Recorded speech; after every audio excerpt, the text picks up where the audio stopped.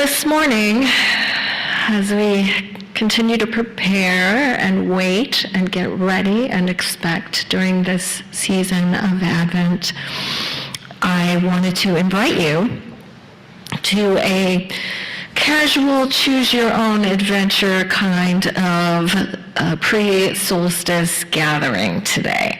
As you can see, we have this lovely decorated with lights tree, but it's a little bare right now. You might have noticed as you came in that there are some ornaments in the back of the sanctuary, and if the Spirit moves you, please feel free to go back, pick something up off the table, and put it on the tree if that sounds fun for you. If that sounds horrible, then you're welcome to choose to sit in your seat and enjoy the atmosphere, to listen, to rest. Close your eyes if you like. This is a day to choose what will bring you the most joy and the most delight. So, the ornaments are back there. There's no deadline. We don't have to have them all done by the end of the service or anything like that. It's just an activity that's optional if it sounds fun. And I'll also be sharing some thoughts with you about solstice and Christmas, and I may sort of intertwine my reflections about solstice and Christmas. But as we know the history of these two holidays, they are sort of intertwined, and so I hope you'll forgive me if I kind of mix them up a little bit this morning. As we learned in the story, the solstice, the winter solstice, is the shortest day of the year. And as Susan Cooper writes and shares, so the shortest day came and the year died. And everywhere, down the centuries of the snow-white world, came people singing and dancing to drive the dark away. Sometimes my shortest day and the shortest day of the planet don't exactly line up exactly perfectly. And I had my shortest day yesterday when I snapped at my family, because after 2.5 weeks, I'm still not feeling great. I'm not contagious anymore, don't worry. But I think I've had one of these horrible creeping crud things that's going around, and I'm still, as you can maybe hear in my voice, I'm still getting past it. So it seems like there's one day in every holiday when my patience just grows so short with everyone and everything around me that it snaps. And as I said, that was yesterday. You see, we have been trying to put up the tree for weeks now at my house, and I haven't been feeling well. And I also want to say that during the time that I've been laid low by this RSV or whatever it is, that I have also dropped a whole bunch of balls here at the congregation. I haven't returned phone calls. I haven't sent out the emails that I said I would. So for those of you who were nice about that and gave me some grace, thank you so much. And I will get back to you soon, okay? So, when my body did not feel like doing anything at all, it was really hard to do that extra labor of getting the tree up, right? I am generally an inhabitant of a pretty sound body, and so I can generally push through whatever is happening with me. I can soldier on and get the thing done and push through and grind it out, and that's sort of become a way of life. And so I knew that it was time to push through and make Christmas happen. But I wasn't feeling very happy about it. Maybe you can sense that in my tone. So my mind has been a deep and foggy blank for almost 2 weeks now.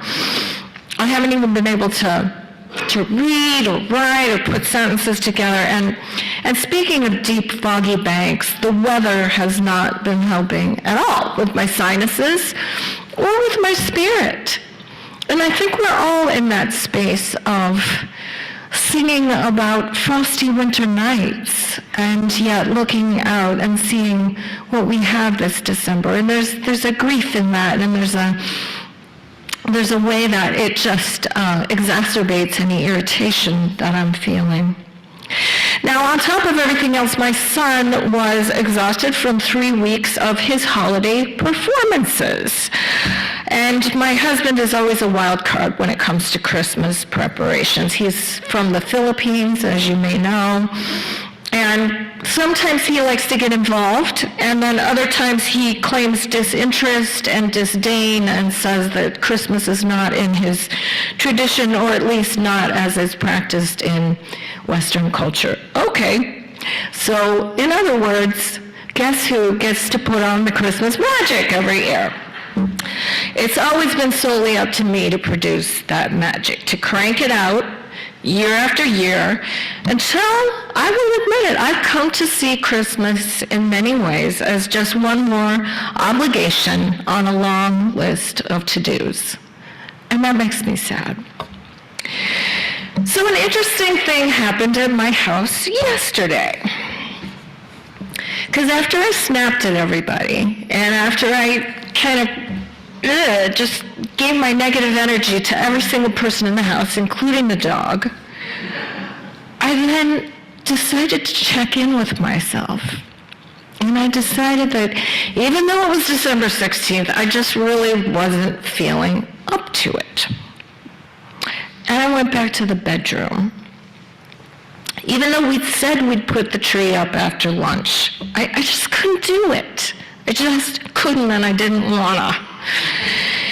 And then all of a sudden, something really interesting happened. All of a sudden, as Susan Cooper says, came the people I live with singing and dancing and bringing up the tree from the basement. It turns out that they like Christmas after all. They were just letting me do it all the entire time. It turns out that I had created this ritual and this habit that meant something to the people that I live with. A ritual that's beginning to bear some fruit. Now, we decided together then that we only had about enough energy for half the tree. So we were going to put on just the bare bones of the tree, and then we'll put the fancy ornaments on today. As Susan Cooper says, they lighted candles in the winter trees. They hung their homes with evergreen. They burned beseeching fires all night long to keep the year alive. As I watched my family, first totally annoyed and even actively irritated by the loud Christmas music that they were playing, music that would normally make me very happy, by the way. Irritated that my husband had gone out to Dunkin' Donuts that morning when I'd envisioned making homemade gingerbread instead for us to eat while we decorated the tree. Irritated that they were doing everything completely wrong. And then I noticed something else really weird. I noticed that my son, who's about to turn 13, who'd always just kind of thrown everything on the tree to get it over with, was carefully and beautifully curating our ornaments, putting them on the tree with this great sense of aesthetics and balance, starting with the candy canes, of course, and then moving on to the red apple balls, and then the snowflakes, and so on and so on. He wasn't doing it wrong. He was doing it right. And then I noticed something else. I was starting to feel a little bit better. I ate a donut. Then I ate half of another donut. I started to talk to my son about the ornaments that my grandmother made, the little plastic needlepoint ones that we still have, and then the ones that my parents bought in Germany before I was born. Some of them are broken now, the little fragile wooden ornaments, but we still put them up because they mean something. And something strange started to happen to me. Something started to steal over me, and I realized it was an old, familiar feeling. It was joy. It was joy. When I let go of my expectations of how things had to go, when I let the people around me celebrate in their own ways, I found joy was accessible to me. And so when the New Year's sunshine blazed awake, the people shouted, reveling through all the frosty ages. You can hear them echoing behind us. Listen. People in the olden days seemed to understand that rituals can help create a sense of mystery and wonder. But the joy, that extra something, that comes from community, doesn't it? That comes from connection. People in the olden days had a community Christmas. They gathered in public spaces. They had rituals that held them year after year. They put up trees and decorations where everybody could see them, the village green or the big meadow where they could have a bonfire. They had parties where the lord of the manor had to provide all the food and the liquor. All they had to do was show up and shout and revel. And so that one day a year became really special. Whatever they did to revel, whatever exactly that means, it was clearly very special. Now we've all become lords of our little castles, haven't we? And when it comes to the winter holiday. And I'm not sure I like that part. It puts a tremendous amount of pressure on many of us. And as I said, every year I get pretty cranky about it, and then every year, eventually, I experience that turnaround. And that is really the solstice journey, isn't it? Or that's the Advent journey. Whatever your holiday journey may be, whatever your holiday story may be, it's about something growing shorter and shorter and more difficult and more of a struggle, until finally you worry that there may be nothing left. You wonder if you have enough to make it through this year. And then just when everything looks worst, there's this mysterious transformation. That is what the shortest day means in northern climes. That is what the shortest day always meant to me when I lived in Alaska. Because you could feel the darkness coming stronger each day. You could feel a few less minutes of daylight on a daily basis. And so when that turnaround came, when that shortest day came, you knew that things were going to get better from here. That your strength would return, that spring would come, that the light would start growing again, that good times and plenty would come back eventually. And that knowledge, that moment of turnaround, that solstice, that moment when the sun stands still, it brought relief and assurance and wonder and hope. And maybe it brought joy. All the long echoes of history sing that same delight. This shortest day, as promise wakens in the sleeping land, we carol and we feast and we give thanks and we dearly love our friends. and we hope for peace. Now, joy is a very elusive presence. Sometimes I think I know exactly what it is, and then other times I can't exactly describe it. But today I think joy is like a bright, beautiful fox that lives always in the meadow near your home, but that can only occasionally be seen or sensed or felt, and is mostly underground. But we can learn to sense that fox's presence, to glimpse it more often, more readily. Or maybe joy is like a quirky old lady, or a quirky old non-binary person, let's say, because joy is notoriously unaligned with any particular gender, or political party, or religion, or way of life. Joy comes to us all.